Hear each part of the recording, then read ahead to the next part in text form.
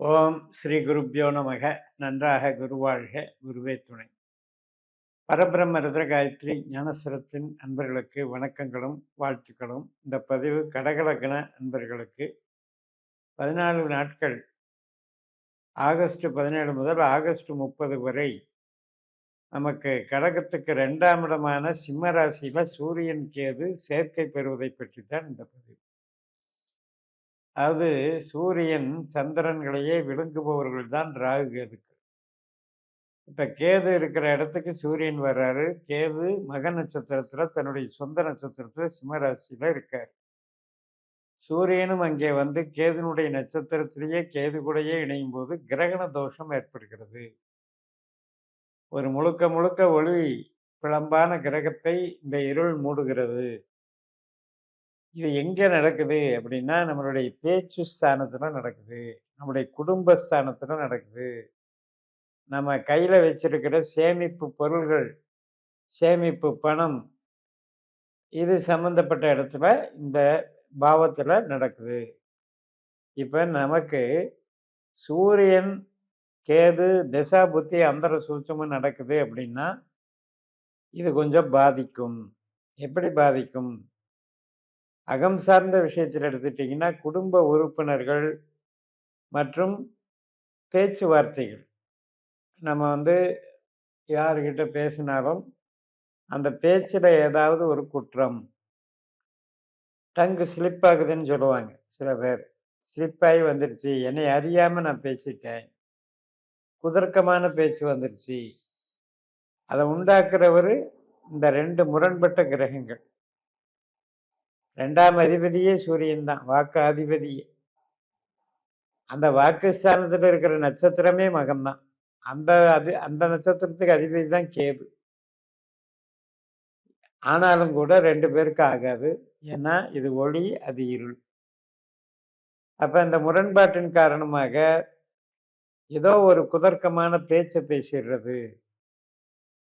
அதன் மூலம் ஒரு வம்போ, வழக்கோ, அது ஒரு வாக்குவாதமோ ஏற்படக்கூடிய ஒரு அமைப்பு. இப்ப சூரியன் கொஞ்சம் கோபத்தையும் குடுப்பாரு, அதிகாரத்தையும் குடுப்பாரு. ஒரு அதட்டலான பேச்சையும் குடுப்பாரு. அப்ப அந்த மாதிரி விஷயங்களிலே கொஞ்சம் எச்சரிக்கை தேவை. யாருக்கெல்லாம் சூரியன், கேது திசா புத்தி நடக்குதோ அவங்களுக்கு. மற்றவர்கள் அத பத்தி கவலைப்பட வேண்டாம்.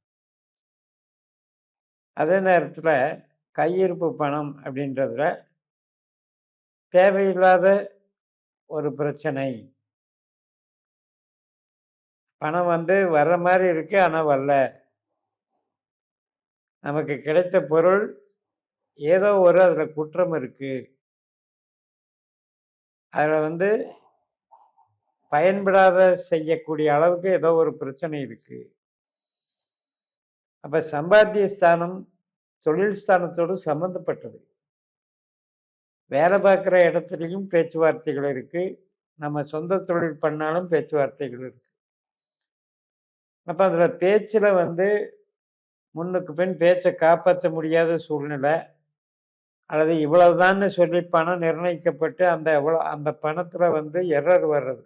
இல்ல நான் அப்படி சொல்லலன்னு மாத்தி சொல்றது. இவ்வளவுதான்னு ரேட்ட பேசிக்கிறது. அதே இது வந்து இல்ல நான் அத வந்து அப்படி சொல்லல, இப்படி சொன்னேன்ட்டு குழப்பம் பண்றது. மொத்தத்துல 2ஆம் இடமான வாக்குஸ்தானத்திலேயோ, குடும்பஸ்தானத்திலேயோ, பணஸ்தானத்திலேயோ ஒரு குழப்பம் உண்டாகுது. அதனால இந்த 14 நாட்கள்ல கொஞ்சம் எச்சரிக்கை பண்ணிக்கணும் நமக்கு. எதுக்கு சூரியன் கேது சேருதா? அப்ப நம்ம வந்து ஒரு 4 பேர்கிட்ட ஆலோசனை கேட்டு செய்யுங்க. அதே மாரி பணம் குடுக்கல் வாங்கல்ல கவனமாக இருங்கள். மெயினா கோவப்பட்டு வார்த்தைகள பேசுறதுல அக்கறையா இருக்கணும். ஏன்னா, நம்மளுக்கு வந்து இப்ப 8ல ராகு, 2ல கேது. இந்த 2 பாம்பு செயல்பாடுகள் அப்படிங்கிறது சூரியன் அந்த ஸ்தானாதிபதியை பாதிக்குது. அதனால என்ன ஆகும் அப்படின்னா, நல்லது பாதிக்கப்பட்டு கெட்டது அதனுடைய அதிகாரத்தை எடுத்துக்கொள்ளும். அப்ப கவனமா இருக்க வேண்டிய ஒரு அமைப்பு தான். இந்த 14 நாட்கள்ல வம்பு, வழக்கு பிரச்சனையிலேருந்து விலகி இருக்கணும். அதே மாதிரி தான் பணம் வரவு அத வந்து கரெக்ட்டா ப்ராப்பரா ரிஸ்க் இருக்கிற வேலையில பணத்த வந்து குடுக்கக்கூடாது. அல்லது ஒரு பேங்க் டெபாசிட் பண்றத சொல்றதுலேருந்து இப்போ பெரியவங்க யாருக்காவது ஒப்படைக்கிறது.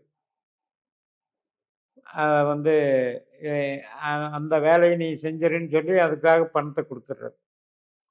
இது மாதிரி சில காரியங்கள்ல அது வந்து நமக்கு நெகட்டிவா வேலை செய்யும். இந்த பண வரவுக்கு பதிலாக அந்த நாட்கள் வந்து நமக்கு பாதிப்பை குடுக்கிறது. பாதகத்தை செய்கிறது. இந்த 2 எதிரடையான கிரகங்களினுடைய கூட்டணி நம்முடைய பேச்சுல வரக்கூடிய பிரச்சனையும் உண்டாக்குகிறது. நம்ம பேச்ச வந்து ஒரு காரணமா வச்சு, அதுக்கு ஒரு ப்ராப்ளத்த உருவாக்குவாங்க. இந்த மாரி பேசுனதுனால தான் இது இந்த மாரி ஆச்சு. அதனால ஒரு வளர்ச்சிக்கு தடை பண்ற மாதிரி ஏதாவது ஒரு நிகழ்வ உண்டாக்குறது. ஒரு மாற்றம் பண்ணுவதற்கு கூட இது தடை தான். ஒரு ட்ரான்ஸ்ஃபர் ஆகலாம், இடம் விட்டு இடம் மாறலாம், ஒரு பிரயாணம் போயிட்டு வரலாம், ஒருத்தர சந்திக்கலாம். ஒரு டாக்குமெண்ட் வந்து பத்திரப்பதிவு பண்ணலாம், டாக்குமெண்ட் ரெஜிஸ்டர் பண்ணலாம். அதற்கு கூட இந்த காலகட்டம் தடை தான். அதுலயும் குழப்பம் தான். அதே மாரி இப்போ ஒரு பொருள் வாங்குறோம், வீட்டுக்கு தேவையான பொருள், இடம் வாங்குறோம், வாகனம் வாங்குறோம். இது சம்மந்தப்பட்டதுல கொஞ்சம் கவனமா இருக்கணும். அல்லது இந்த காலகட்டத்தை தவிர்த்துக்கலாம். குழந்தைகள் சம்மந்தப்பட்டது அவங்களுடைய டெவலப்மெண்ட்ஸ் அந்த டெவலப்மெண்ட்ஸ் சம்மந்தப்பட்ட விஷயத்துல ஈடுபடும்போது, அதுல வந்து கொஞ்சம் சின்ன குளறுபடிகள். அவங்க பேசுறது நம்ம பேசுறத அவங்க தவறா எடுத்துக்கிறது இந்த மாரி. அது மாரி தான் வேலை பார்க்குற இடத்துல பேசுறது, பிடிக்கிறதெல்லாம் பார்த்துக்கணும். மெயினா கணவன் மனைவி உறவுல பேச்சுவார்த்தைகள்ல கவனம் இருக்கணும். நான் வந்து எதையோ நினைச்சு ஒண்ணு சொல்ல போயி, அது வேற அர்த்தத்துல அவங்க மிஸ் அண்டர்ஸ்டாண்ட் பண்ணி நம்மளால பிரச்சனை பண்றாங்களே! அப்படின்னு வருத்தப்பட வேண்டிய சூழ்நிலை. அப்ப இதையெல்லாம் நம்ம முதல்லயே தெரிஞ்சு வச்சுக்கிட்டோம். நமக்கு இந்த திசாபுத்தி நடக்குது அப்படின்னா, அந்த சமயத்துல இந்த கான்ஷியஸ் இருக்கும்போது, நாம அந்த மாரி எதுவும் டங் ஸ்லிப் ஆயி பேச மாட்டோம். பிரச்சனைக்குரிய வார்த்தைகளை பிரயோகப்படுத்த மாட்டோம். அது மாதிரி பேசக்கூடிய பேச்சுகள்ல வந்து ஒரு கிண்டல் பண்ற மாரியோ, அல்லது குதர்க்கமா பேசக்கூடிய வார்த்தைகளோ வராது. கோபமும் அது அந்த மாரி முன்னெச்சரிக்கையாக இருந்தால் கோபத்தையும் கட்டுப்படுத்திக்கலாம். அதனால 2ஆம் இடத்திற்கு பாதிப்பு இல்லை என்றாலும், குடும்பஸ்தானம், பணவரவு, பண சேமிப்பு, நம்மளுடைய பேச்சு இவைகள்ல கவனம் செலுத்தணும்னு சொல்லி நிறைவு செய்கிறேன். இந்த சேனலை சப்ஸ்கிரைப் பண்ணி ஷேர் பண்ணுங்க. உங்க தனிப்பட்ட ஜாதக பலாபலன்களை என்னுடைய வாட்ஸ்அப் நம்பர்ல தொடர்பு கொண்டு பலன் பெறுங்கள். உங்களிடமிருந்து விடைபெறுகிறேன். உங்கள் ஜே.எம்.எஸ். நன்றி. வணக்கம்.